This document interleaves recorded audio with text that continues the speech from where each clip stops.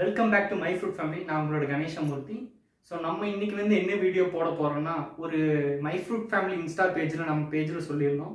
இந்த பாட்டில் வந்து நம்ம என்ன செடி வைக்க போகிறோம் அப்படின்றத வந்து நான் சொல்லியிருந்தேன். ஸோ அதுக்கு உண்டான நேரம் வந்துருச்சு. ஸோ இப்போ இன்றைக்கி வந்து நம்ம அதில் வந்து டெர்ட்டில் வைன் பிளான்ட் வைக்க போகிறோம், பாட் தொங்கோட போகிறோம்.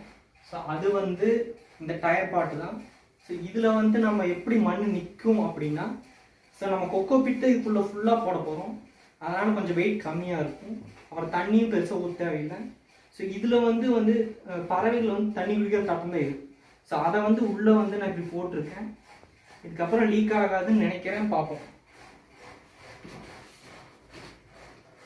ஸோ இந்த கொக்கோ பிட்டு இப்படியே கவர் பண்ணுறேன்.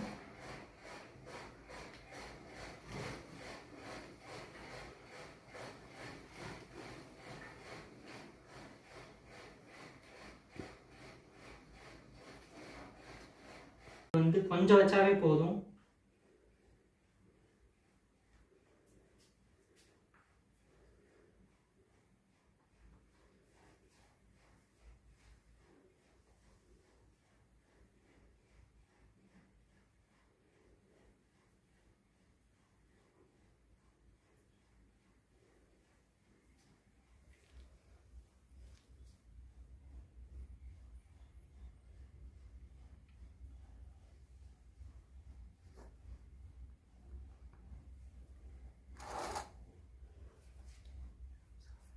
ஸ்ப்ரே பண்ணணும். இப்படி தண்ணி நம்ம ஊற்றவே கூடாது, இந்த மாதிரி ஸ்ப்ரே தான் பண்ணணும். ஸோ இப்படி இருந்தாவே போதும். ஒரே மாதத்துல கீழே தொங்குற அளவுக்கு வந்து பால் மாதிரி அப்படியே அழகாக தொங்கும், க்ரீன் கலரில். ஸோ இதை வந்து அப்படியே மேலே நம்ம மாற்றணும்.